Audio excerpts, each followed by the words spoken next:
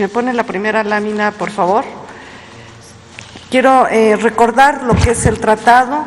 Es un tratado muy benéfico para el país porque nuestro país recibe 4 veces más de lo que aporta con base anual. Recibimos 1.850 millones de metros cúbicos y aportamos 432. Además, es un tratado que tiene flexibilidad en las entregas de agua por parte de México.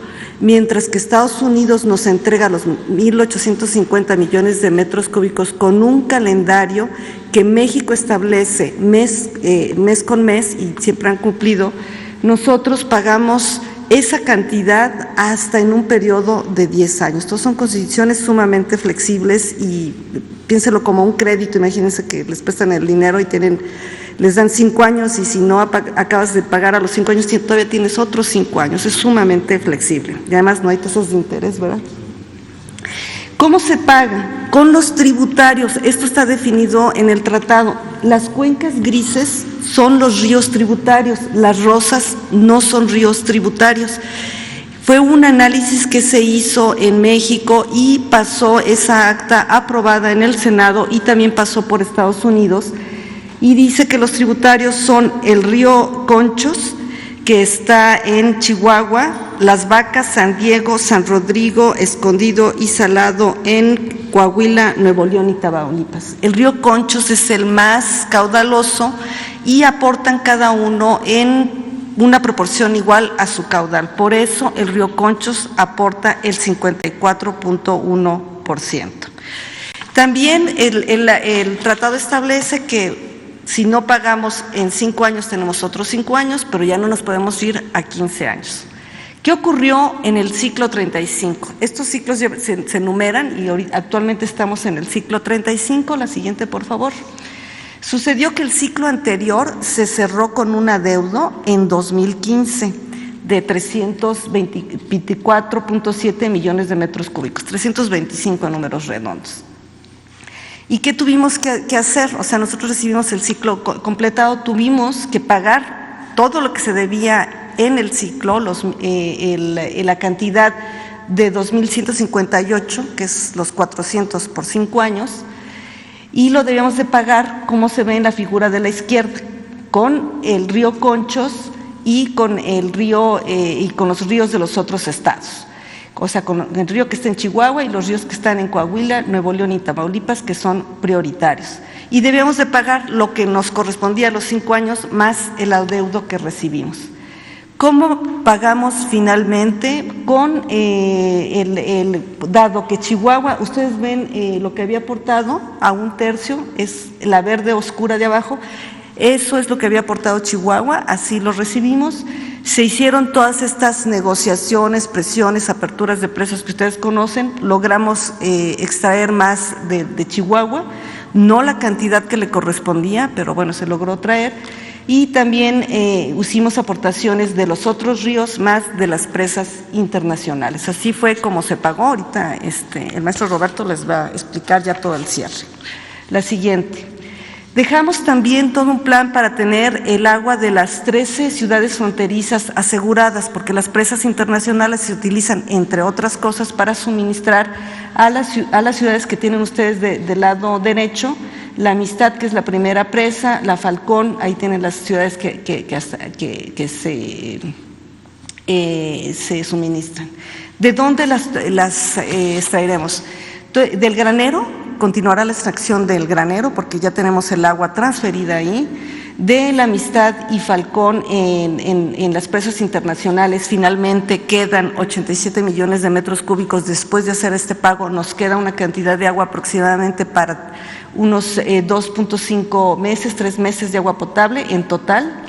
Y también recordarán ustedes el huracán Hanna, que iba a entrar y se dobló para Estados Unidos, afortunadamente dejó agua en la presa El Cuchillo y en la Marte R. Gómez. Hay manera de usar parte de ese agua para suministrar a las ciudades que se abastecen de Falcón. Entonces vamos a pasar también agua de ahí. Entonces también logramos dejar el agua asegurada. Una última comentario, la siguiente, por favor. ¿Cómo quedan las presas de Chihuahua? Quedan con agua suficiente, con mucha, de hecho, con más del agua que normalmente tienen las otras presas. Pero aquí queremos destacar que cuando Conagua hizo la propuesta en diciembre de transferir el agua de las presas de Chihuahua hasta el punto de pago, había una temperatura más baja, las pérdidas por evaporación eran menores. Cuando uno lleva el agua, pues se le va evaporando.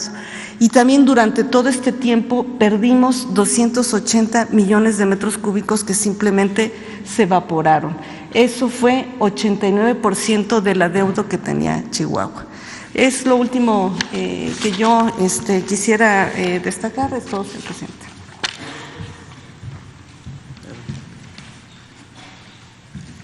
Con su permiso, presidente, empiezo con un poco de contexto histórico, si me ayudan con la siguiente diapositiva.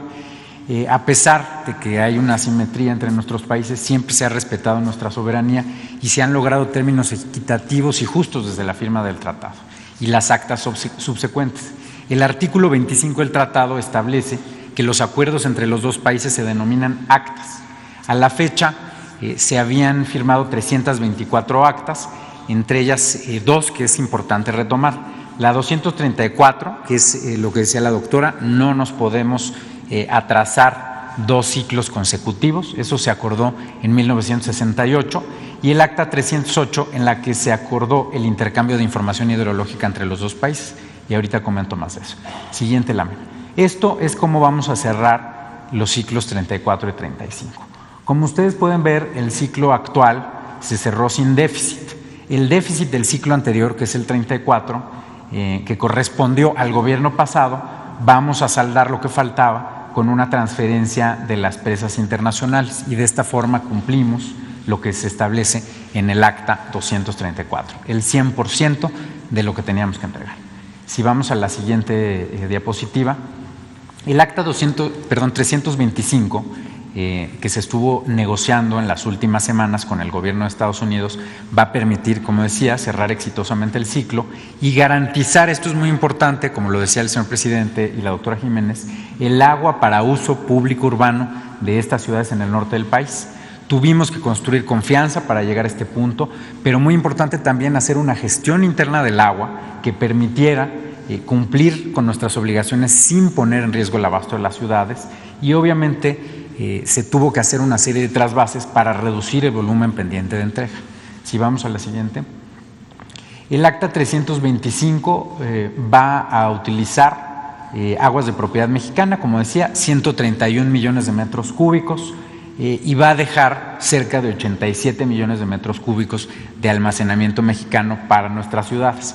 Pero además, muy importante, Estados Unidos aceptó una cláusula que era para nosotros muy importante, de que va a cooperar con México por razones humanitarias en caso de que hubiera una sequía extrema o alguna otra emergencia, permitiéndonos usar volúmenes estadounidenses si esto ocurriera. Y además se retomó el compromiso de compartir información de manera binacional para mejorar la gestión del agua mediante un grupo de hidrología. Si vamos a la siguiente lámina. En la negociación participó obviamente la Secretaría de Relaciones Exteriores, el señor canciller encabezó y su servidor, la doctora Blanca Jiménez de la Comisión Nacional del Agua, estuvo personalmente en las negociaciones con Estados Unidos y Texas, el doctor Humberto Marengo de la sección mexicana de la Comisión Internacional de Límites y Aguas, que también merece un importante reconocimiento, y también nuestra cónsul general en Houston, Alicia Kerber, que nos estuvo ayudando en la parte de Texas. También hay que hacer un reconocimiento muy especial a la Secretaría de Seguridad Pública y Protección Ciudadana, sobre todo al subsecretario Ricardo Mejía, que no nos pudo acompañar el día de hoy, pero estuvo muy presente en todo este proceso, a la Guardia Nacional, a la Secretaría de la Defensa Nacional y a la Secretaría de Gobernación, que ayudaron en toda la parte nacional. Por Estados Unidos participó el Departamento de Estado, el Gobierno de Texas y la sección estadounidense de SILA. Si vamos a la siguiente lámina. Esta es el acta que se firmó el día de ayer, el acta 325. Se firmó en el Monumento Internacional número 1 por parte de los comisionados Marengo y Jane Harkins, como establece el propio tratado, y yo les transmití en el acto también la aprobación del Gobierno de México a esa acta que firmaron los comisionados. Si vamos a la siguiente lámina, aquí pueden ver algunas imágenes del evento, en este monumento que es muy importante porque es el monumento que divide o marca la división entre los dos países. Siguiente diapositiva. También ayer mismo la sección estadounidense nos notificó la aprobación del Departamento de Estado al Acta 325, es decir, el Acta 325 entró en vigor el día de ayer mismo. Siguiente diapositiva. Algunas consideraciones finales. Como decía el presidente, si bien ciertos actores políticos de Chihuahua, en especial el gobernador, antepusieron un interés electoral sobre el interés nacional, poniendo en riesgo el consumo de agua para la población del norte del país, se logró cerrar exitosamente el ciclo. Y aquí hago una anotación muy importante de por qué esta negociación es tan exitosa. Hubo una situación similar en 2002, en el Acta 308, y se acordó, entre otras cosas, para que vean la diferencia entre entonces y ahora, se acordó en ese entonces pagar 1.500 millones de pesos para invertir en un supuesto programa de tecnificación del riego, que la doctora les puede platicar algún día qué resultados ha dado. Y además se acordó continuar extracciones de las presas interiores de México durante meses. Pueden revisar exacta, está en línea. Y en esta ocasión ya no habrá un cobro de este tipo, un pago de este tipo, y además cerramos los ciclos en ceros. Lo que sí hay que decir, se va a tener que continuar con la extracción de agua de la presa Luis L. León el Granero, ya no para el pago del tratado, sino para consumo humano, para reabastecer las presas internacionales para estas ciudades. Esto estima la Conagua que hasta el 19 de noviembre estará sucediendo. Entonces, bueno, pues con eso simplemente decir, fue una negociación muy exitosa. Reiteramos el reconocimiento a todos los que participaron y obviamente agradecemos al señor presidente por la conducción de todo este proceso.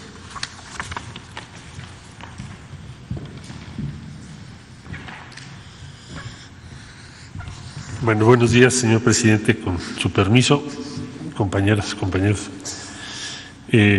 Simplemente decir en primer término que agradecemos al Departamento de Estado, a Mike Pompeo y a todo su equipo el respaldo que nos dieron para llegar a este acuerdo.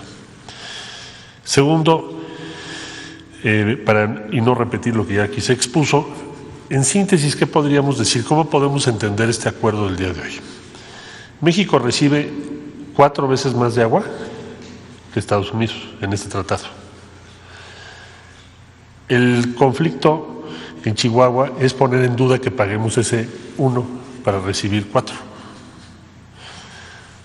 ¿Qué significa eso? Significa poner en riesgo el suministro de agua para las ciudades fronterizas, millones de personas. Y significa poner en riesgo el tratado, es decir, que en los subsecuentes ciclos, las siguientes generaciones, no la siguiente elección, las siguientes décadas, México ya no reciba 4 por 1. ¿Cuál sería la combinación? Pues seguramente muy desventajosa. No sé si fuese y tuviésemos suerte, a lo mejor pasaría a ser 2 y 2, o 3 y 2, o en una de esas al revés, por la asimetría que hay entre México y Estados Unidos en tamaño de economía y en poder. Nosotros en la Secretaría de Relaciones Exteriores siempre se ha visto y se ha considerado este tratado como uno de los grandes triunfos de México. Este tratado tomó de 1929 a 1944. En aquellos años los diplomáticos mexicanos batallaron mucho. Pues imagínense ustedes, de todo ese tiempo había muchos temas de conflicto, pero este era uno principalísimo para México. Entonces se considera que ese tratado, por lo que acabo de exponer, es uno de los grandes logros de la diplomacia mexicana y no debemos ponerlo en riesgo. Y no estamos pensando en esta administración, sino como aquellos mexicanos de 1929 a 44, estamos en 2020.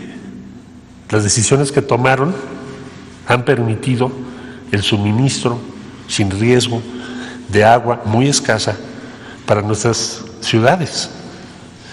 Y eso es lo que tenemos que tener siempre en mente. Puede ser una buena idea, una tentación electoral, pero ¿de qué sirve si ponemos en entredicho el futuro de todo el norte del país? Entonces, afortunadamente se llegó a un acuerdo, sus rasgos principales ya los tienen ustedes. No hay en el gobierno de la República otro afán, y es la instrucción que nos ha dado el señor presidente, que garantizar el suministro pensando igual, actuando igual que los mexicanos que negociaron el tratado en 1929-44. Es lo que estamos pensando y así hemos actuado. Y agradecer muchísimo a la Secretaría de la Defensa Nacional, a la Guardia Nacional y a Ricardo Mejía Verdeja, que el día de hoy no nos acompaña, pero ha sido una pieza clave para llegar a este resultado. Muchas gracias. Es todo, señor presidente. Bueno, pues este era el informe y ahora sí, vamos a preguntas y respuestas. Empezamos.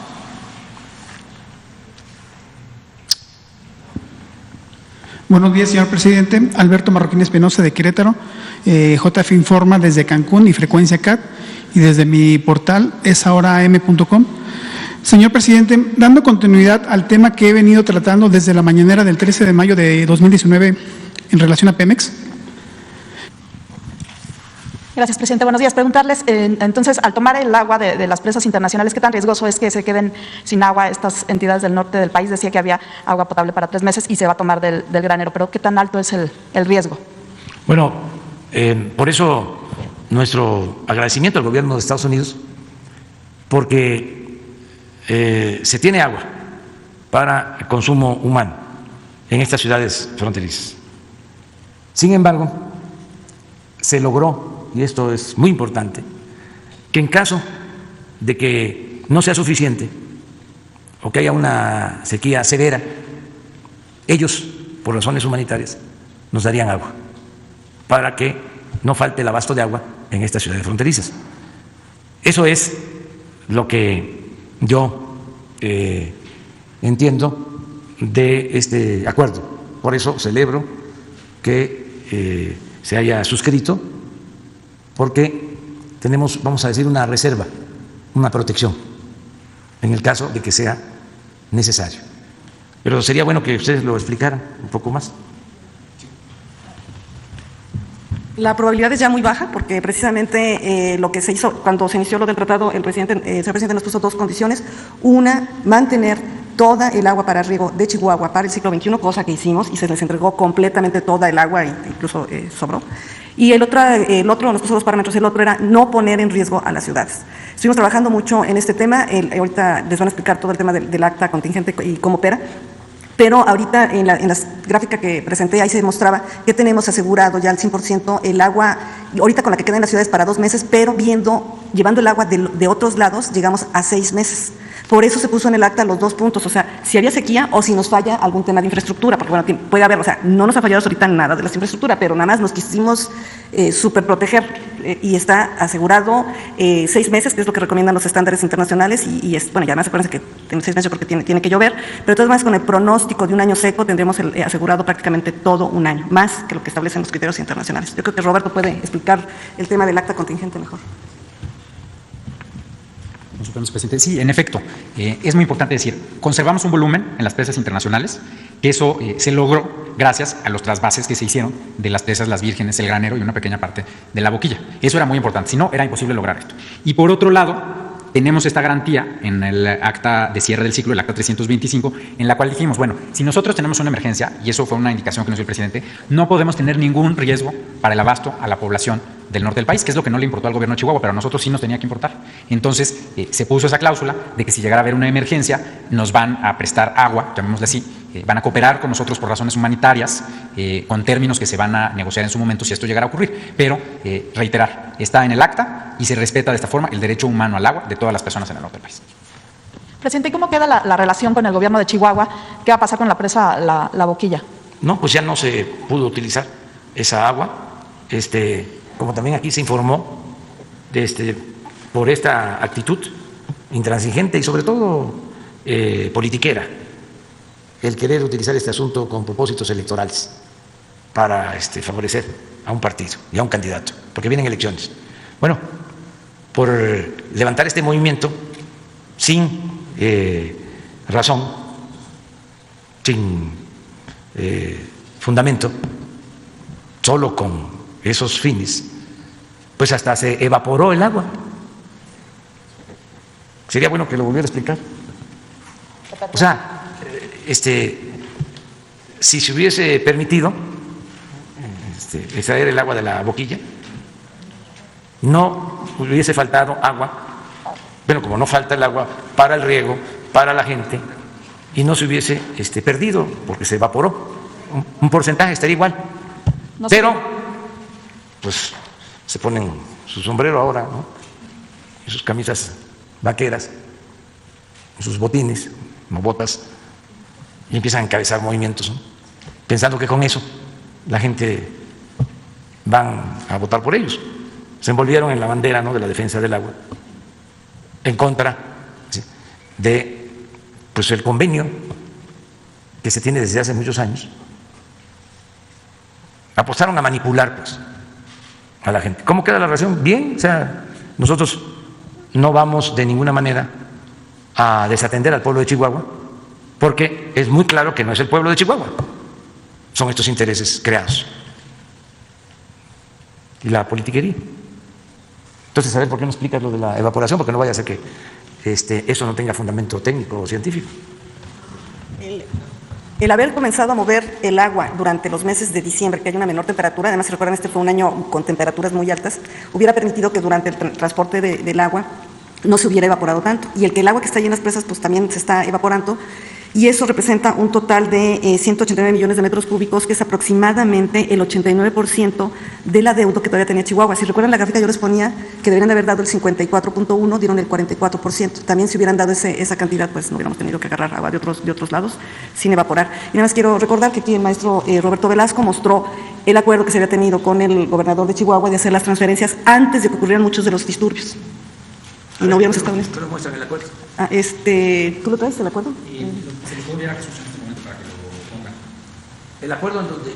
Donde rubricó Donde firmó el gobernador Corral. Y ese acuerdo básicamente lo que dice era cuánto se podía estar. Está la presa, la boquilla y las vírgenes, las dos van a dar el granero. Lo que sale de Chihuahua es realmente lo del granero. Como había mucha discusión que si llovía, que si iban a pagar con lluvias en lugar de extracción, o de que si iban a pagar, cuando uno riega, parte del agua se recupera y vuelve a llegar a las presas, que eso se llama escorrentía, o con la escorrentía, y estábamos metidos en esa discusión. Entonces dijimos, bueno, en lugar de andar discutiendo de por dónde pagamos, que eso se le ocurrió al señor canciller, en lugar de que se enfrasquen en esas discusiones, pónganse afuera de la presa y digan cuánto tienen que sacar, y eso fue lo que él rubricó. Entonces, tenemos un acuerdo de sacar una cierta cantidad semanalmente. Nosotros cumplimos a pie, todo el tiempo estuvimos cumpliendo este acuerdo. Se le mandaba la tabla semana con semana de los avances, se le fue demostrando cómo no estaban cumpliendo, íbamos retrasados, y luego de nuevo en los medios pues cambió el discurso. A pesar de que teníamos, siempre regresaban a los mismos discursos que pues ustedes ya conocen, que además fueron discursos que se explicaron técnicamente, políticamente, de muchas formas. Y eso dio también mucho pie a los disturbios que hubo. ¿Tú quieres decir algo? Nada más, quiero reiterar unos puntos de la tabla. O sea, aquí lo que hicimos, como dice la doctora, es ¿cuánta agua se necesita para pagar el tratado? Sí, muchas gracias. Y pueden ver aquí, esto era lo que se esperaba que entrara al granero, lo que se tenía que extraer del granero, lo que se tenía que extraer descontando el riego del granero, y lo que se esperaba en la estación hidrométrica, ya digamos lo que cuenta para el tratado. Entonces, ¿qué le dijimos al gobernador? Yo estuve con él varias horas en su oficina y le dije, mire, es muy sencillo, gobernador, esto es lo que tiene que entrar. Si ustedes tienen razón y va a llover y va a haber retornos agrícolas y no sé cuánta cosa, pues disminuimos las extracciones de las presas. Muy fácil. Pero si no entra esto, pues es muy sencillo, ya no nos peleamos. Eso es lo que se tiene que reponer con extracciones de las presas. Le pusimos aquí varias consideraciones, quedamos de entregar la información, yo se la mandé todas las semanas, y el gobernador ese día me dijo, sí, está bien, me parece bien el programa. Pero yo lo que le dije al gobernador es, le dije, bueno, las palabras se las lleva el viento, pongámosle una rúbrica. Esta es la suya, esta es la mía. ¿Y qué pasó después de esto? 2 semanas después, como si no hubiera nada. ¿no? Así, pues yo lo que digo es, ¿qué pasa con la palabra? Si uno no tiene palabra, pues no tiene nada, ¿no? Entonces, eso es muy importante para que quede claro que es lo que se firmó. No es un acuerdo verbal, no es algo. Él se comprometió a esto, dijo que estaba bien, incluso llamó a su titular del sistema de aguas, lo revisó también el secretario de Desarrollo Agrícola y los tres dijeron, órale, está bien. Entonces, también muy importante decir, ¿por qué vamos a continuar extrayendo agua después del 24 para cumplir lo que se comprometió el gobernador? Eso es lo que vamos a hacer, porque nosotros sí cumplimos lo que decimos.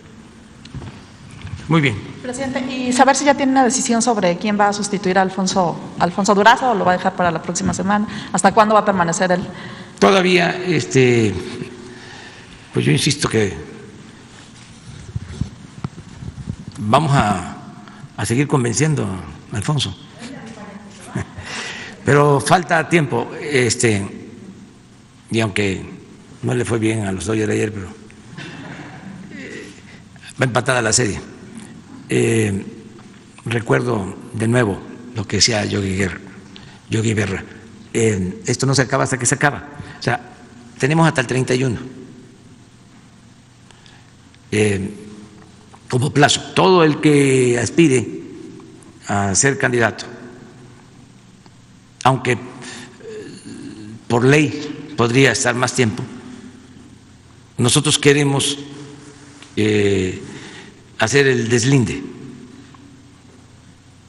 y hicimos el compromiso que hasta el 31 de octubre. Entonces, ese día vamos a saber ya cuántas renuncias de servidores públicos que van a participar como candidatos, pero es hasta el día 31, de modo que para entonces vamos a dar a conocer quiénes van a sustituir. ¿Cómo? Hasta se anda candidateando al canciller para sustituir a Alfonso Durazo. ¿Esto sería factible? Yo estoy más que contento, satisfecho con el trabajo que está realizando Marcelo Ebrard. Es un servidor público de primera, me ayuda mucho. La política exterior de México ha vuelto a ser ejemplo mundial. Acabamos de enterarnos de los resultados de la elección en Bolivia. Nos dio mucho gusto. Saludamos, abrazamos, felicitamos al pueblo de Bolivia porque supieron enfrentar un conflicto grave por la vía pacífica, democrática, y eligieron a un presidente de el mismo movimiento que fue desconocido, del mismo movimiento al que pertenece el expresidente Evo Morales, quien fue destituido y enfrentó amenazas. Y el gobierno de México, haciendo valer su tradicional respeto al derecho de asilo, que siempre lo ha caracterizado al gobierno, sobre todo en épocas como cuando gobernó el general Lázaro Cárdenas, pues se le otorgó protección y asilo y se le fue a buscar, y esa fue una labor que encabezó Marcelo Ebrard. Yo di la instrucción, pero el que operó junto con la Secretaría de Defensa de que se les protegiera a los perseguidos, a los que estaban en riesgo, pues fue una labor de la diplomacia mexicana. Entonces, solo por ponerles un caso, la relación con Estados Unidos, lo mismo. Esto que estamos ahora informando, el acuerdo del agua, hay muy buena relación con el gobierno de Estados Unidos, pero quien opera esta relación, quien la lleva a la práctica, pues es Marcelo. Entonces, vamos a esperarnos hasta el 31. Vamos a esperarnos hasta el 31. Gracias, presidente. Buen día. Dalila Escobar, corresponsal de Atiempo.tv. Primero, bueno, pues insistir si no estaría pensando también o no está descartado el subsecretario de la Secretaría de Seguridad para este reemplazo, porque bueno, pues ayer vimos muy firme a Alfonso Durazo, a pesar de que usted le comentaba que pues todavía tenía que pensarlo un poco más, si estaría pensando en el subsecretario que precisamente estuvo pues con algunas maniobras en el caso de Chihuahua y resolviendo este asunto. Muy bueno como servidor público, Ricardo Mejía, que ahora está guardado porque está cuidándose por la pandemia. Pero todavía no es el tiempo, vamos a esperar. Aquí no son cargos, son encargos. Y sí, se respetan jerarquías, pero aquí todos ayudamos. Hay servidores públicos que no tienen un alto cargo, pero que son fundamentales para llevar a cabo la transformación de la vida pública de México. Ahí tiene una funcionaria pública, Leticia Ramírez. Ese es un ejemplo. Su cargo es atención ciudadana. En la jerarquía es como segundo o tercer nivel, ¿no? Pero su trabajo es de primer nivel. ¿A cuántos ciudadanos atiendes diariamente? Ahora están viniendo 250 personas diarias y más los 4 o 5 grupos. A ver, ven, explícalo. Explica también cómo se atiende a la gente. Bueno, sí, claro, sí. Nosotros, desde que inició la pandemia, tuvimos sí una decisión de no atender de manera personal a los ciudadanos para podernos cuidar todos, pero estábamos atendiendo más o menos 400 personas al día y ahorita están viniendo ya 250, 200 por día. A todos los recibimos, platicamos con ellos, los atendemos y hacemos todas las gestiones. El asunto de los grupos se ha incrementado, son todas las personas que se organizan por diferentes demandas y vienen aquí a manifestarse, a todos los escuchamos. Hemos tenido sí una serie de dificultades durante la pandemia porque es muy complicado pedirle a la gente, guarda la sana distancia, háganse para allá, permítanme hablarles, hablar con el cubrebocas, platicando con ellos, tratando de entender cuáles son sus demandas. Nos ha costado mucho trabajo, ha sido una situación que hemos tenido que enfrentar, pero de todos modos los recibimos, los atendemos, hacemos todas las gestiones. Casi todos los grupos que vienen les conseguimos citas con las autoridades que tienen que resolver sus demandas el mismo día. Y las respuestas son diversas. Algunos son situaciones estatales, municipales o incluso federales y la respuesta no es inmediata. Entonces, lo que les pedimos es levanten su plantón, retírense de aquí, pero seguimos en el diálogo. Eso es lo más importante. En el caso de los grupos, nosotros privilegiamos el diálogo. Siempre la plática, siempre el respeto, respetar su derecho de manifestación y pedirles que nos permitan buscar soluciones. Debo aclarar que no todas las cosas que se plantean tienen solución. Hay algunas cosas que tienen mucho tiempo, que tienen una dinámica que ya tiene una solución en la que ellos no están de acuerdo, pero buscamos cómo podérselas explicar para que eso suceda. En otros de los casos, lo que ellos insisten es en quedarse aquí mientras encontramos la solución, y pues aquí los tenemos y nosotros seguimos buscando todas esas soluciones. Con las personas en lo individual, lo que estamos haciendo es, siempre se les da una respuesta. Y ahorita, en la relación que yo tengo con todas las dependencias y que tenemos como institución, tenemos ya un porcentaje de 78% de respuesta, lo cual nos da mucho gusto porque avanzamos. Yo creo que también por la situación de la pandemia había mucha gente que tenía las cuestiones detenidas, pero estuvieron trabajando. Insisto, no todas las respuestas son positivas, pero toda la gente tiene una respuesta de lo que está planteando.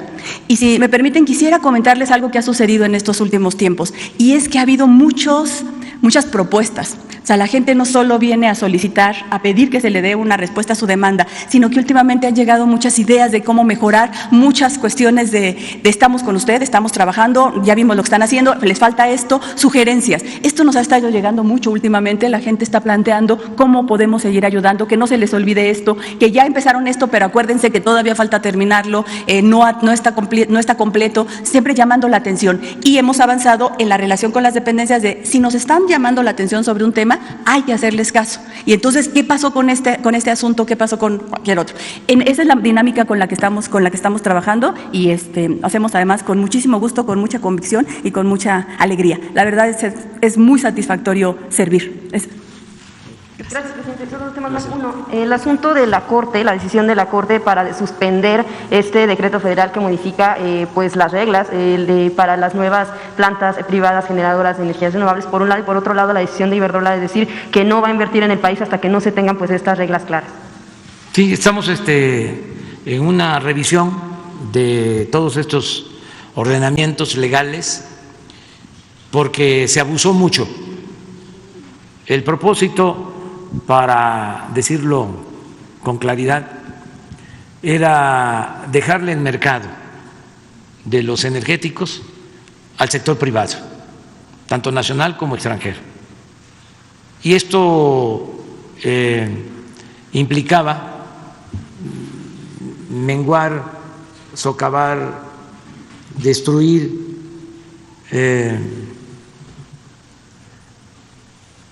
acabar con Pemex y con la Comisión Federal de Electricidad. Eso era el propósito de la política económica en el periodo neoliberal. Y nosotros no estamos de acuerdo con eso. Y no es nuevo. Lo planteamos durante años. Y está planteado en la campaña y está en los compromisos, el rescatar a Pemex y a la Comisión Federal de Electricidad. Entonces, antes no era esa la intención. La llamada reforma energética la hicieron para terminar de destruir a Pemex y a la Comisión Federal de Electricidad. Y ni siquiera pueden decir que pensando en la gente, porque en todo el periodo neoliberal y sobre todo a partir de que se aprobó la llamada reforma energética, se incrementaron los precios de las gasolinas, de la luz, no se benefició al pueblo. Entonces, ahora hay un cambio de política. Esto, desde luego, a los que sacaban provecho, en el caso de Iberdrola, una empresa española que empieza a construir plantas de generación de energía, les otorgan contratos muy jugosos los funcionarios del gobierno, pero llega tanto el arreglo, la asociación entre particulares y funcionarios, que en esta empresa trabajan quienes eran funcionarios cuando se les entregaron esos contratos. La secretaria de Energía del Gobierno de México pasó a ser funcionaria de Iberdrola, pero ya en el extremo del descaro, el expresidente Calderón fue nombrado consejero de Iberdrola. Entonces, yo entiendo que con la nueva política de rescate a la Comisión Federal de Electricidad y a Pemex, pues no estén conformes. Pero nosotros no vamos a ceder en este asunto, porque tenemos que defender el interés público, tenemos que defender el interés del pueblo, de la nación. A nosotros no nos interesan los negocios privados, nos interesan los negocios públicos. O para no ser tan tajante, los únicos negocios a los que se les debe de dar toda la atención es a los negocios públicos, porque nosotros somos servidores públicos. El gobierno no es un comité al servicio de grupos privados, particulares, de corporaciones, de bancos, de empresas. El gobierno está al servicio del pueblo, de todos los mexicanos. Entonces, ellos no aceptan esta nueva política y por eso pues tenemos protestas y por eso El País, este periódico español, ¿no?, que defiende a estas empresas, nos ataca un día sí y el otro también, pero ahora sí que hasta les ofrecemos disculpa por lo que estamos haciendo. Ojalá y algún día nos comprendan, pero nosotros no podemos traicionar al pueblo de México. Yo no le puedo fallar al pueblo de México. Pero con La gente votó por un cambio, por una transformación. Pero con la suspensión de este decreto, ¿cuál sería el plan? Vamos a ver si no hay otra instancia y para defender el interés público, si es necesario, propondría en su momento, lo he dicho, una reforma constitucional para que prevalezca el dominio de la nación sobre los recursos naturales y para que el interés general, el interés del pueblo, esté por encima de intereses personales o de grupos, por legítimos que sean. Entonces, somos distintos, ya no queremos la política neoliberal. Me gustaría hasta que se difundiera un documento que acaba de dar a conocer el Papa Francisco, una condena al neoliberalismo. ¿Cómo es la política neoliberal contraria al humanismo? En su concepción religiosa dice contraria al Evangelio, porque es lucro, porque no considera fundamental el pensar en los demás, porque hace a un lado el amor al prójimo. Entonces somos distintos, son proyectos distintos y contrapuestos. Entonces por eso hay estas discrepancias. Desde luego, no vamos nosotros a actuar con medidas autoritarias, siempre va a ser en el marco de la legalidad. No somos como ellos, somos distintos. Al margen de la ley nada, por encima de la ley nadie. Antes no había Estado de Derecho, era un Estado de chueco, de cohecho. Bueno, se ha llegado a decir que era un narcoestado, un narcogobierno. ¿Ya qué más? Yo lo único que quiero es que no solo se piense en la delincuencia organizada, que se piense también en la delincuencia de cuello blanco, porque se dedicaban a saquear y ni siquiera perdían su respetabilidad. Se disfrazaban como empresarios, se disfrazaban de hombres de negocios cuando se dedicaban a robar, a saquear. Entonces, eso ya no se acepta y no tiene nada que ver con la libertad. Si surge un grupo como Frena, ahora que surgió este grupo de Claudio X González, pues es lógico, pues ellos estuvieron apoyando toda la política privatizadora. Desde Salinas, su papá era el asesor económico de Salinas. Ellos se beneficiaron con plantas eléctricas porque no hay que olvidar, hace 20 años no habían empresas particulares que generaran energía eléctrica. Esto fue producto de la política neoliberal, cuando empezaron a concesionar la generación de la energía eléctrica. Y el propósito era acabar con la Comisión Federal de Electricidad. Ya llegaron al 50% de la generación de la energía eléctrica en 20 años. Y el propósito era ir cerrando todas las plantas de la Comisión Federal de Electricidad. Resultaron también ecologistas, ambientalistas.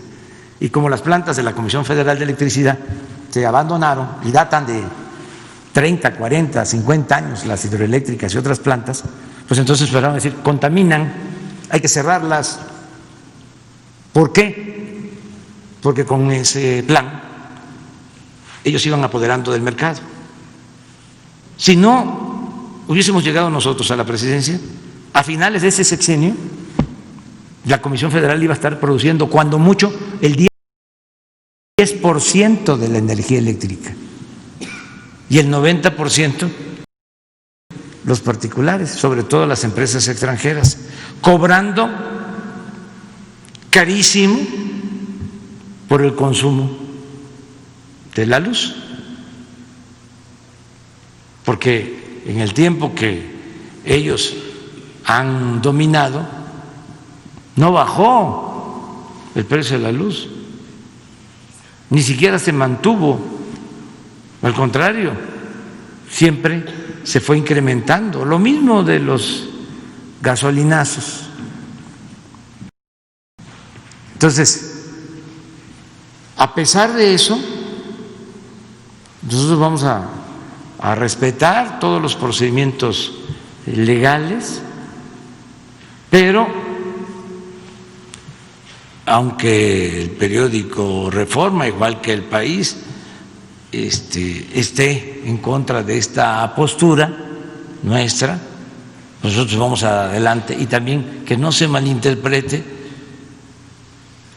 que un caricaturista ahora sale a decir de que se afecta la libertad de expresión por lo que yo digo aquí todas las mañanas. ¿En qué? Si no estamos persiguiendo a nadie. ¿O qué no vamos a ejercer nuestra libertad? ¿Nos vamos a quedar callados? Tenemos que hablar, todos tenemos derecho a hablar. Gracias, presidente. Hablaba también de cuestiones de abusos y se hablaba también del asunto de la privatización de zonas costeras, pero también más bien en lo que, bueno, pues vemos en cuanto a abusos también en este tipo de zonas, por ejemplo, en venta de terrenos de Fonatur, donde, bueno, pues se vendían terrenos metro cuadrado en 70 pesos cuando costaba 8,000. Sabemos que Fonatur está haciendo una auditoría de la venta de estos terrenos que han calificado como un asalto en despoblado, que ha sido una serie de abusos y están de la mano con la función pública. Preguntar si estas auditorías apuntan a exdirectores de Fonatur, a empresarios, se aplicarían las sanciones y si buscarían recuperar estos terrenos que se vendieron de una forma pues irregular.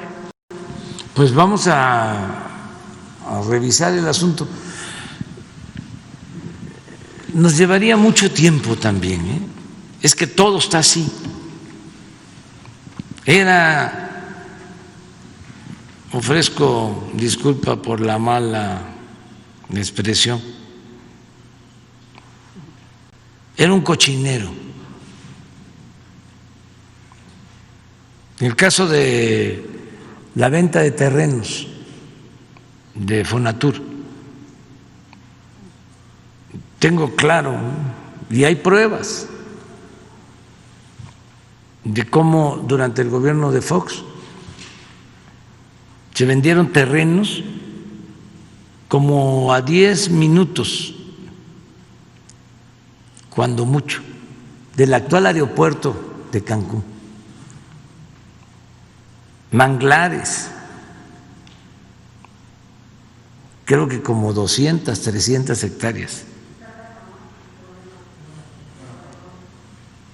A 70 pesos el metro cuadrado. Ni lo que cuesta un metro de alfombra.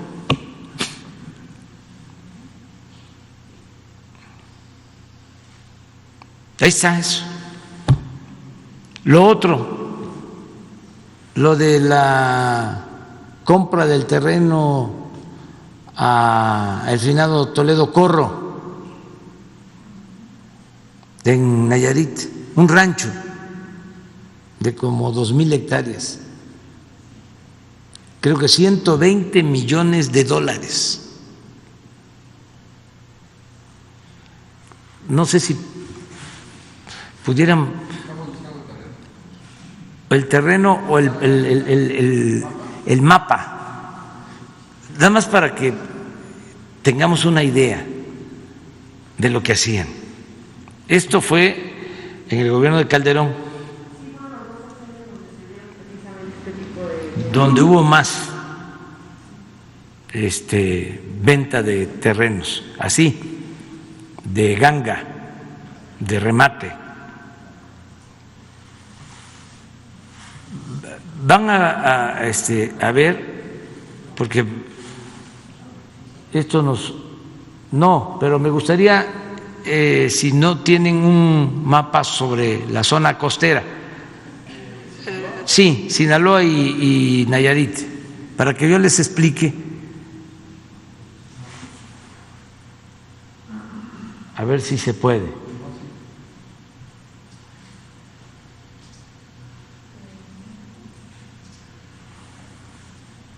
Este terreno está ahí. Y aprovecho pues para ver si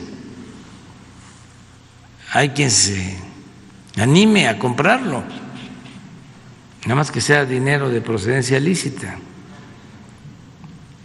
Pero vamos a tratar de recuperar cuando menos lo que se invirtió.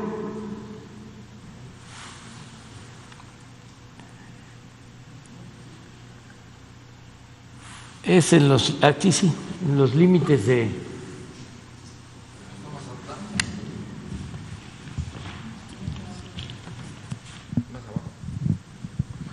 aquí es. Aquí compraron el terreno.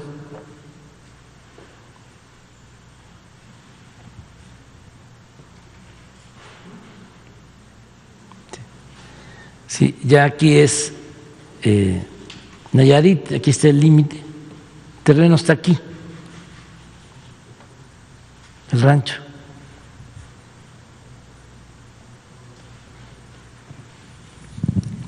Aquí está Mazatlán.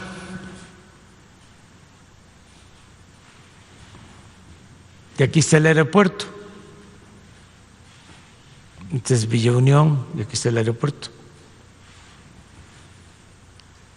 Y este es Mazatlán. Bueno, si el aeropuerto está aquí y Mazatlán ahora tiene mucho auge turístico, ahora por la pandemia se detuvo, pero está llegando mucha gente porque se hizo el camino hacia Durango, la carretera, y llegan incluso cruceros aquí a Mazatlán. Bueno, aquí está el aeropuerto, que era lo lógico, ¿no? Si se quería desarrollar el turismo, que es una opción. Bueno, pues desarrollar esta parte, porque aquí está el aeropuerto. ¿Qué tenían que comprar acá? ¿Cómo se llega acá?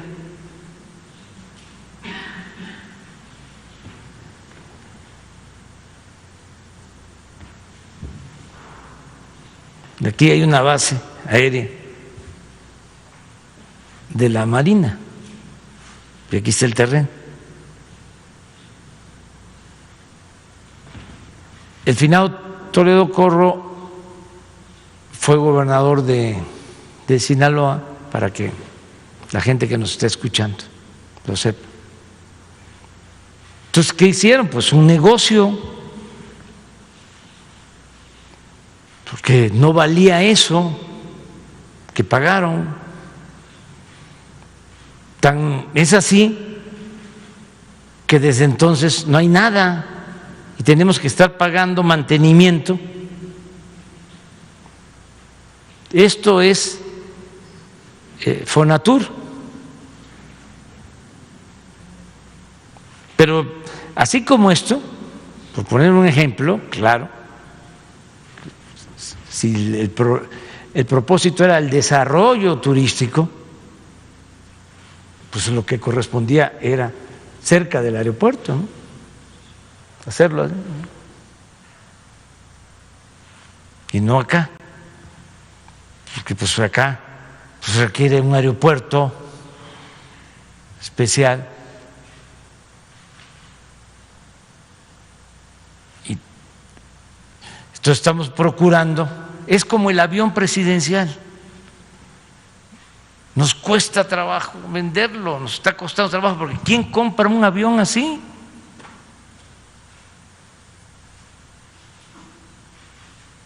Pues solo quienes tienen esta mentalidad faraónica.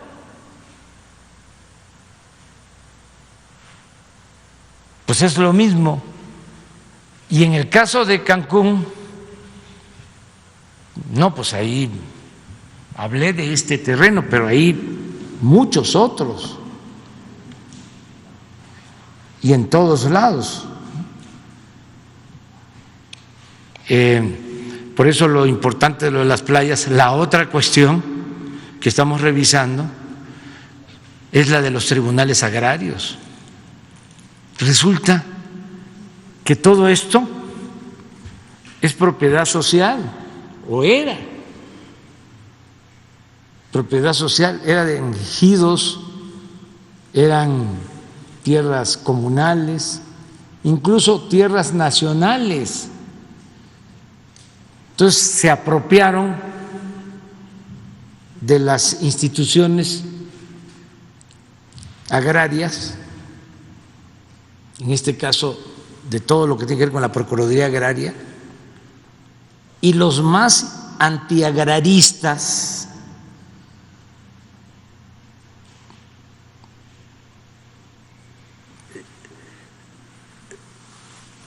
empezaron a apoderarse de estos tribunales. Les hablo de el conservadurismo más rancio. Tienen los tribunales agrarios para legalizar los despojos a tierras ejidales, comunales, a tierras nacionales. Tengo que proponer a nuevos magistrados para los tribunales agrarios y no quería yo hacerlo porque tengo que nombrar tribunales administrativos. Imagínense todos los aparatos burocráticos que se crearon, que no están al servicio del pueblo, que no defienden el interés general. Entonces, en mi lógica de austeridad, les voy a dejar eso ahí, son como 100 nombramientos, porque nos ahorramos ese dinero y no pasa nada. Nos ahorramos porque son sueldos elevados. Pero luego alguien me aclaró, es que no está el titular, pero entra el suplente y siguen haciendo lo mismo. Entonces ahora los voy a proponer a los tribunales, porque estaban en manos de estos órganos de puro mercader, manejado por abogados, esos especialistas en el tráfico de influencia, porque estamos hablando de playas, ¿no? Estamos hablando de terrenos que valen muchísimo dinero y se los fueron apropiando. Vamos a ver legalmente si no han prescrito estos casos y lo más importante de todo es no repetir esa política. Por eso cuando todos estos grupos conservadores que han estado apoyando la corrupción se inconforman y dicen hay que regresar a lo de antes, pues es regresar a la corrupción. Ayer estaba yo viendo de que estos del sí, no sé si, a ver si en las redes sociales está, es pura coincidencia, seguramente, pero van a ver ¿cómo le llaman? El logotipo.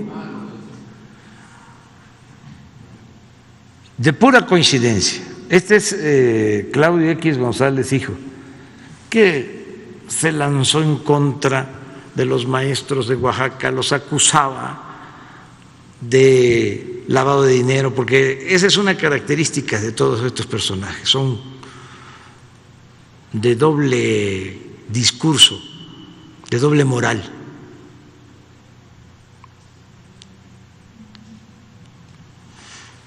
Mucha hipocresía.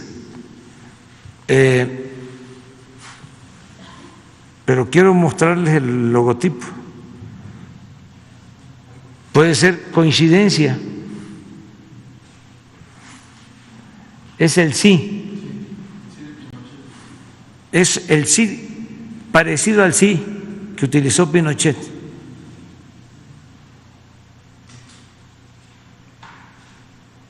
Y su papá, porque como yo soy el presidente electo, eso sí, democráticamente, de más edad en la historia de México, pues ya tengo alguna experiencia, ¿no? Por la edad. Entonces,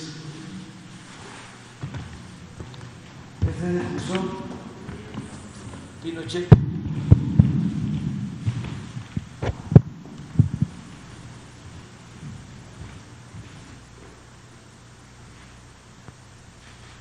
Cuando, a pesar de la dictadura en Italia,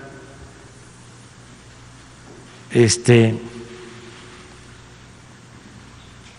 se le consultó a la gente, ¿no?, si querían que continuara el régimen militar o se optaba por la democracia después del golpe al presidente Salvador Allende.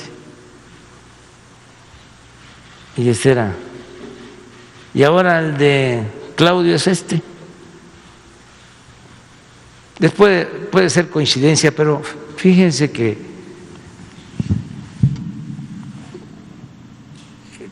en el 2006, cuando nos robaron la presidencia, el papá, por eso les hablo de que, como ya llevamos tiempo en esto, declaró que no querían hacer, si ganábamos, o que no querían verse en la necesidad de aplicar una política como la que se impuso en Chile en el 73, con el derrocamiento del presidente Allende. Lo declaró.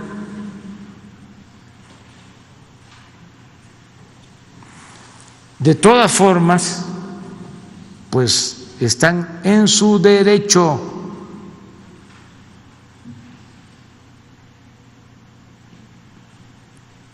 Pero somos distintos, somos diferentes. Una más. Ya es mucho Sonora. Gracias, presidente. Buenos días a todos. Daniel Blancas, de Crónica, para compartirle una investigación, presidente, sobre contrabando, importaciones ilegales y mal uso de programas sectoriales, el cual pues en realidad afecta el empleo principalmente, de acuerdo a nuestra investigación, de industrias como la del calzado, el textil, el papel, el azúcar, el acero y otras que son vitales en el país. Durante la pandemia, presidente, paró la industria formal por obvias razones, lo sabemos, pero no las redes ilegales. La mercancía por debajo del precio de la materia prima, incluso la mercancía que se llama subvaluada, creció. Le voy a poner algunos ejemplos: 6.5%. Estoy hablando del rango de enero a julio. La mercancía ilícita creció 6.5% en relación con el año pasado en la industria textil. En confecciones, 5 puntos. En calzado, 3 puntos. Esto con datos del SAT, presidente, con datos oficiales. En realidad el reportaje pues es muy largo, presidente, es muy extenso y me gustaría que no agotarlo ahora, sino compartírselo en futuras ocasiones, siempre pensando en el beneficio que puede traer para el empleo, ahora que es un momento complicado en el país. Hoy solamente quiero hablarle de un programa que es auspiciado por la Secretaría de Economía, que se llama IMEX.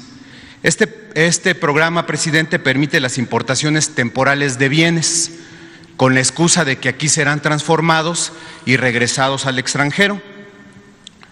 Bueno, esto se hace sin cubrir ningún impuesto, presidente. Este programa anula cualquier impuesto.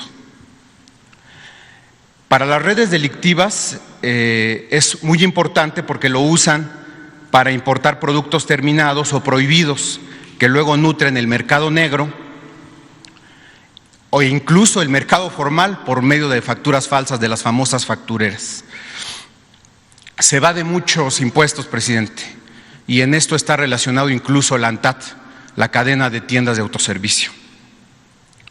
Según el último registro de la Secretaría de Economía, hay 2.350 programas de estos que le estoy hablando, que se llaman IMEX, 2.350. ¿Sabe usted cuántos de estos 2.350 tienen registro de operaciones de comercio exterior? Solo 400, presidente, solo 400, es decir, menos del 20%. El otro 80%, presidente, de acuerdo a nuestra investigación, es usado por estas redes delictivas para, si me cachan una, aquí tengo la otra. Son como fichas de dominó para el crimen.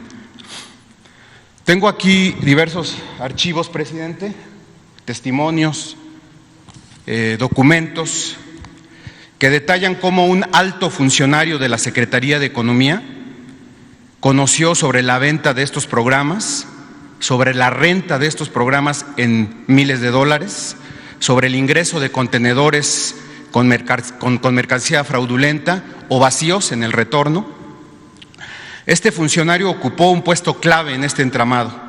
Era nada más y nada menos que director general de Comercio Exterior, del cual depende IMEX. Estuvo en este puesto en el sexenio de Felipe Calderón, en el sexenio de Peña Nieto. El problema, presidente, es que lleva 15 años en ese puesto, porque también es el director de Comercio Exterior de su gobierno. Mis preguntas son las siguientes. Si me lo permite, vamos respondiendo una por una. La primera, ¿ordenaría usted una revisión y depuración de este programa del cual estoy hablando, de este programa IMEX, para que sea usado en beneficio del pueblo y del empleo y no de traficantes? Sí, y además ya tengo conocimiento y se está haciendo ya un trabajo de investigación. Lo está viendo la secretaria de Economía y lo está viendo el director de Aduanas, pero ya andamos sobre eso.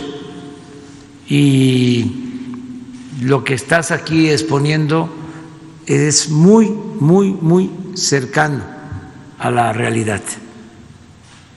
Es decir, sí es un foco de corrupción, sí es un asunto que ya estamos atendiendo.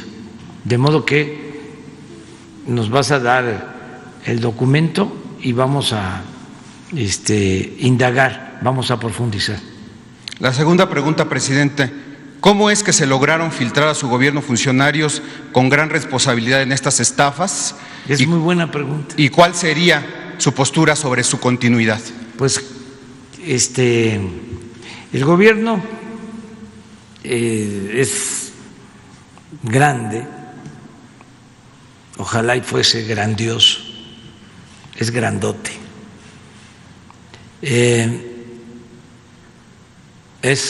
Ya lo dije, es un elefante echado, reumático y mañoso lo que nos entregaron.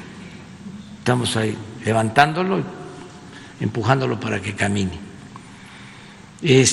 Duró mucho el neoliberalismo, más que el porfiriato. Lo repito, el porfiriato fueron 34 años. La política neoliberal, que es sinónimo de corrupción, duró 36 años. Entonces, eclipsaron todo y quedaron muchos funcionarios enquistados en las estructuras de gobierno, pasaban de sexenio a sexenio, hasta nuestros días, esto que estás planteando. Entonces, vamos a ir limpiando, lo seguimos haciendo, es diario.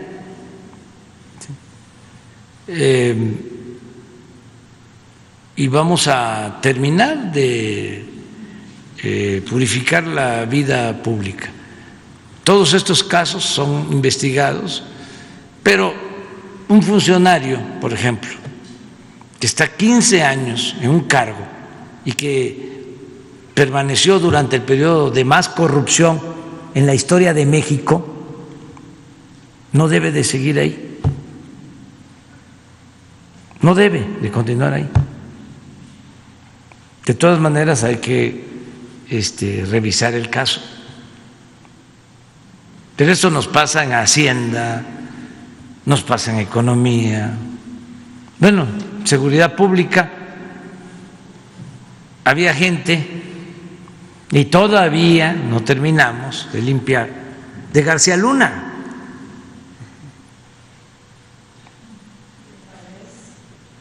Y así, en toda la estructura. Entonces, por eso hablamos de barrer de arriba para abajo y vamos avanzando y no vamos a dejar de limpiar. Y cero corrupción, cero impunidad. Y ya lo dije, puede ser mi hermano, puede ser un hijo mío. Si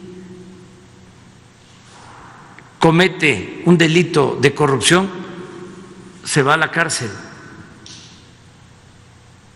Y estoy hablando de mi familia. En esto no hay acuerdo con amigos, con familiares. Nosotros llegamos aquí con la encomienda de acabar con la corrupción. Y los altos funcionarios del gobierno lo saben, constantemente se los estoy repitiendo. Y sea quien sea, se le demuestra un caso de corrupción y no solo tiene que abandonar el cargo, se le consigna. Y esto también lo digo y lo repito y lo repito y lo repito para que no se use mi nombre, porque hay unos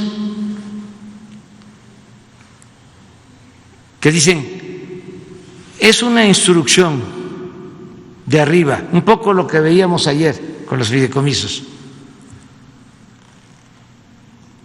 por instrucciones de arriba. Sí, no sé cuál era el término que usaban, pero así, superiores, por instrucciones superiores. Yo no mando a decir nada, yo los cito cuando se trata de un asunto que nos importa y de manera directa. Es más, yo creo que soy más transparente aquí en la conferencia que en las reuniones particulares o en los acuerdos con funcionarios, porque no tengo nada que ocultar y además esto me ayuda a mí para que sepan todos de que no hay tolerancia con la corrupción y nada de que está muy cercano y te pide el presidente que le ayudes, o si nos apoyas, por ejemplo, en eso de los tribunales electorales para dar registros a unos y quitar registros a otros. Nada, absolutamente. En las candidaturas, ni de las de Morena me meto. Que quede claro eso. Esto es distinto completamente. Entonces, todo esto que estás planteando se va a investigar. Antier plantearon aquí, dijeron de que un funcionario de Pemex estaba en un restaurante con Romero de Champs y con los líderes. Se dio a conocer aquí y ya nada más me informó el director de Pemex. Bueno, ni siquiera habló conmigo, ya nada más me mandó el boletín de que fue suspendido el funcionario. ¿Se esperaría que así ocurriera en este caso? Sí. El funcionario se llama Juan Díaz Mazadiego y le digo, no es un puesto menor, es director de Comercio Exterior. Sí, sí.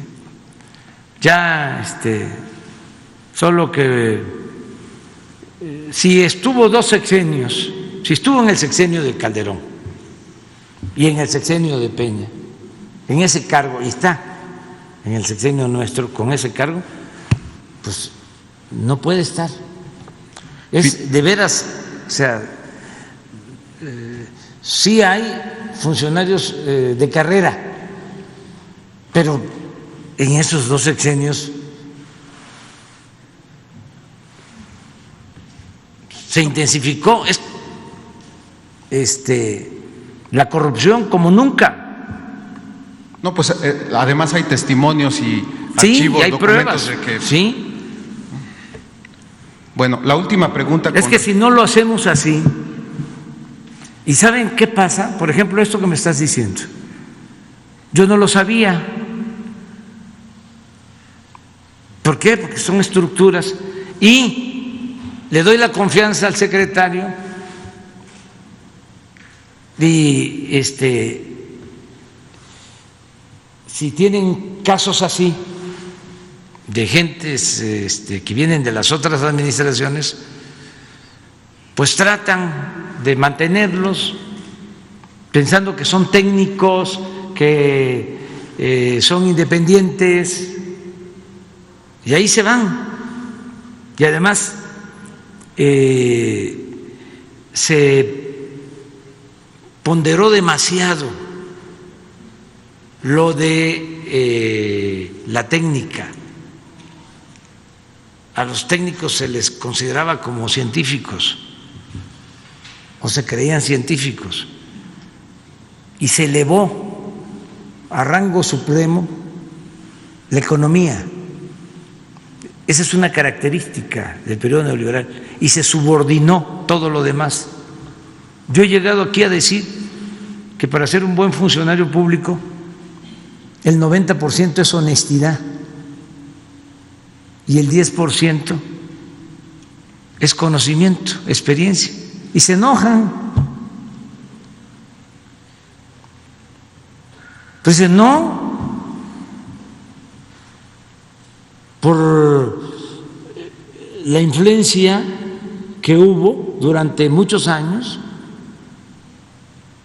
donde lo importante eran los grados académicos y no la honestidad. Y habían quienes estudiaban doctorado en Harvard y por ese hecho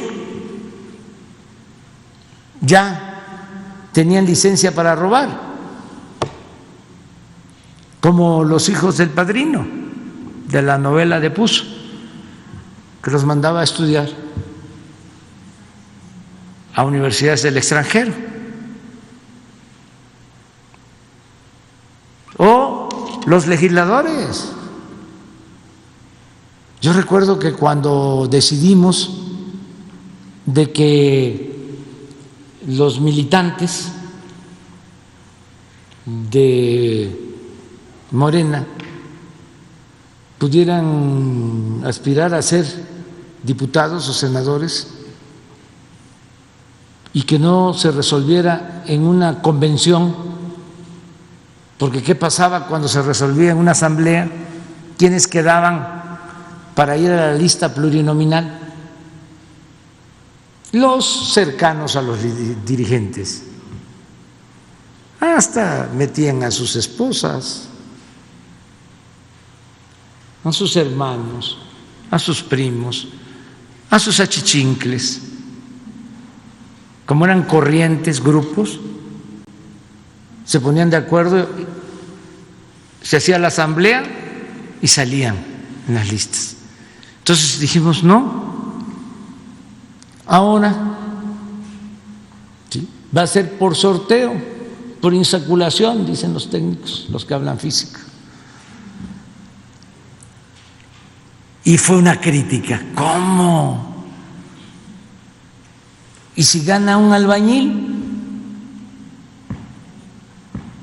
¿Y si gana una mujer indígena? ¿Y si gana un campesino? ¿Cómo va a ser diputado? Bueno, entonces, ¿qué no son pueblo? ¿Y que no el diputado es un representante del pueblo? Y no se quiere conocimiento sobre la materia.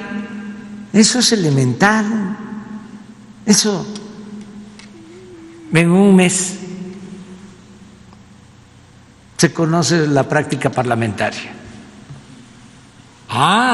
Lo importante, lo más importante de todo es la honestidad y el tener vergüenza. ¿Para qué lo quiero tan experto y graduado en universidades del extranjero, si se va a corromper, si le va a dar la espalda al pueblo, si nunca va a ser representante popular en los hechos? Bueno, ¿saben qué pasó? ¿Qué sucedió? Pues esos albañiles, esas campesinas, nunca traicionaron, jamás. Nunca votaron por una reforma que afectara los intereses del pueblo. Ninguno se vendió.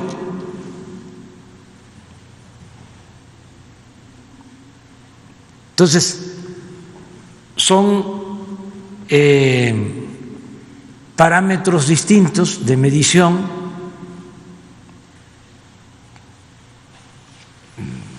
No nos hace falta mucha experiencia técnica a lo que nos falta en un país que padeció durante tantos años, siglos de corrupción. Lo que necesitamos es moralizar la vida pública de México. Y para eso necesitamos mujeres y hombres honestos, más que cualquier otra cosa. Eso es lo que buscamos. Nos entregas tu trabajo. Sí, presidente. Para cerrar el tema y bueno, considerando que el Ejército, las Fuerzas Armadas se han sumado ya a este ámbito aduanal, portuario, y que tiene usted ahí pues a dos funcionarios que creo que son importantes y de su confianza, como Buenrostro y como Horacio Duarte, si se ha planteado un plazo para comenzar a disminuir el contrabando y la ilegalidad en este ámbito, presidente. Lo vamos a lograr pronto, porque no hay tolerancia con la corrupción. Y Horacio Duarte es un hombre íntegro, y la que está en Puerto, Rosa Isela Rodríguez, de primera. Así es como quiero que sean los servidores públicos, como Horacio Duarte, como Leti Ramírez, como Rosa Isela. Y fíjense que no están en el primer nivel, por lo que hablábamos, pero además hay quienes están en el primer nivel, como es el caso de Marcel, que me ayuda mucho, profesional, de lo mejor que tenemos. Y así vamos conformando el equipo para la transformación. Y lo que decía Leti, que es muy interesante, la gente nos está ayudando, nos está recomendando cosas. O sea, no solo es estamos con ustedes, o lo que me dicen, no afloje, no se preocupe, estamos con usted, le apoyamos. ¿Saben qué me mandó a decir el Papa Francisco con mi esposa? Sí, dígale que no se canse, que siga adelante. Bueno, precisamente por cumplir un compromiso, tengo una llamada telefónica, ya es a las 9, voy a contestar tarde, con el presidente de Alemania. Sí, me tengo que ir. Un abrazo.